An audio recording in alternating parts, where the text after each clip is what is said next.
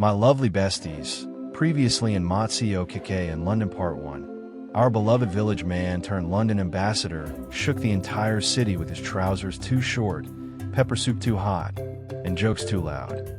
From fighting with toilets to asking London bus drivers to accept Naira, Mazi Okeke proved that you can take a man out of the village, but you cannot take the village out of the man. Mazi Okeke showed us that London was not ready for him. He wrestled with toilets, confused cheese for soap, and clashed with Lily in their first big quarrel.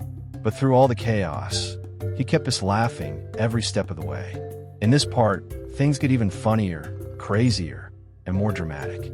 From snow tasting like cold water, to Mazi dancing on London streets until he ends up on TV, to a shocking decision about his inheritance.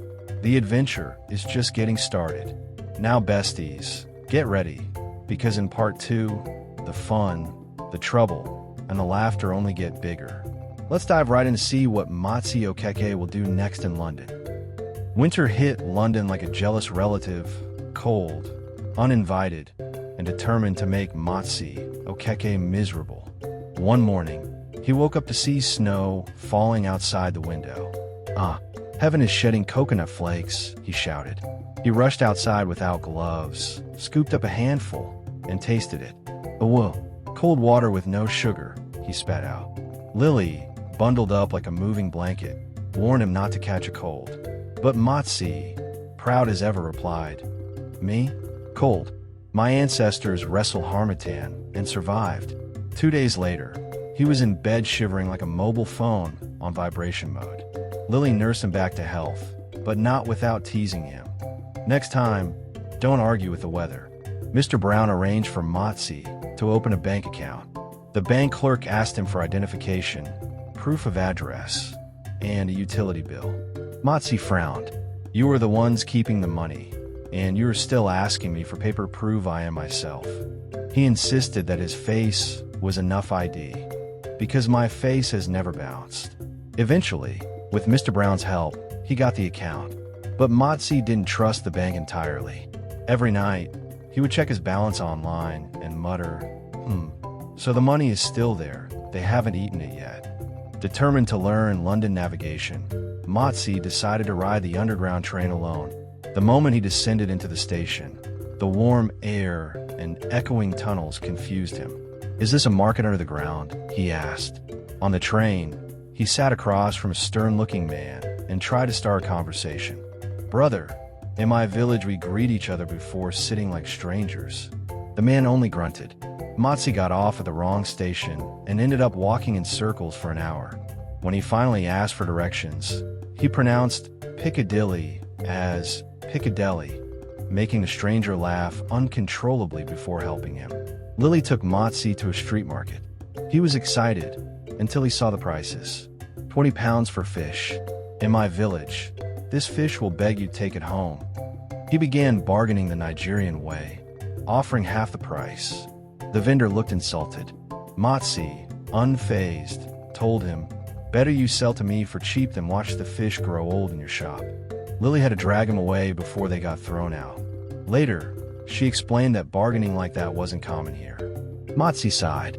London people are missing the joy of price negotiation. It's like wrestling, but with words.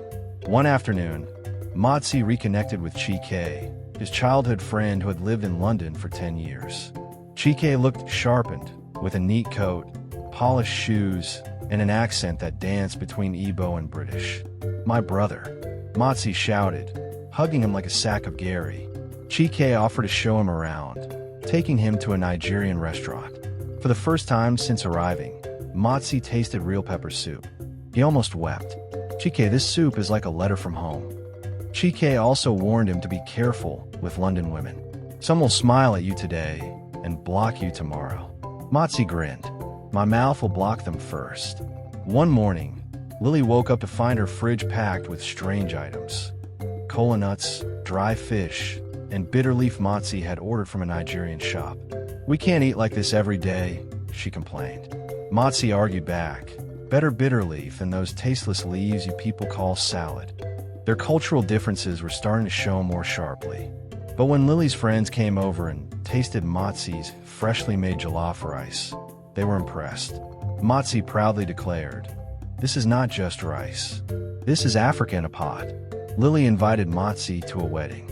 Mazi wore his finest ibada with a cap, so large it could double as an umbrella. At the reception, he was shocked by the tiny portion sizes. This food is just greeting my stomach from afar," he whispered to Lily. But the biggest shock came when he realized there was no spraying of money on the couple. He stood up, ready to throw crisp pound notes, but Lily grabbed his arm just in time. "Not here, Mazi," she hissed. "So these people will just dance for free?" he muttered in disbelief.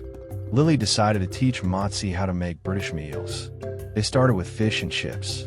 Mazi listened carefully, but halfway through, he added pepper and crayfish, declaring, "Now it has life." When Lily tasted it, her eyes watered from the heat, but she had to admit it was delicious. Mazi puffed his chest.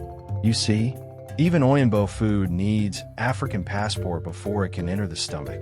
From then on, their kitchen became a mix of cultures, with fried plantains sitting happily beside roast chicken. On one trip to the post office, an immigration officer stopped Mazi for a routine check. The officer asked why he was in the UK. Mazi replied proudly, "I am here to claim my cousin's inheritance and show London people how to eat real food." The officer, amused, waved him on. When he told Lily later, she nearly fainted. "You don't just say things like that," she warned. Mazi shrugged. "I told the truth. Truth is cheaper than lies." One Saturday, Mazi stumbled upon a street performance. The singer invited him to dance, and Mazi, never one to miss an audience, unleashed his full village dance moves. People clapped, took videos, and before he knew it, he was on local news as the dancing Nigerian uncle. Back in Umuaka, his village people were thrilled. Mama Okeke bragged, "That's my son. Even London cannot tame his legs."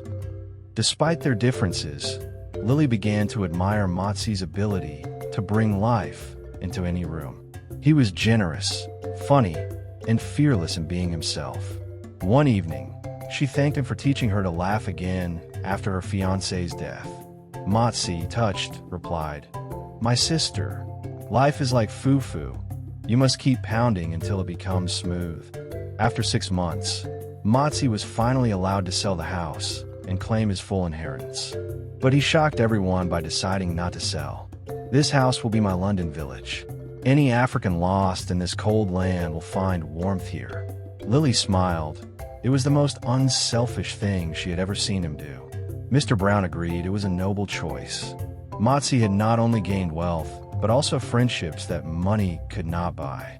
Mazi eventually returned to Umuaka for a visit. The village welcomed him with drums, singing, and enough food to feed a small army. He told stories of snow, underground trains, and fish that cost more than goats. But he also spoke about kindness, unity, and the importance of being yourself anywhere in the world. His London adventures had made him richer in more ways than one. Mama Okeke, beaming with pride, declared, "My son went to London and came back with both pounds and cents." Dear besties, what did you like most about this story? Was it Mazi's snow-tasting moment, his jollof rice victory, or his priceless dance moves on London TV? For me, I loved how Mazi stayed true to himself, reminding us that even when life takes us far from home, our roots can still make people smile. Tell me your favorite part in the comments, and let's keep laughing together. Thank you so much for watching, and please do like, share, and subscribe for more entertaining African tales. Until next time.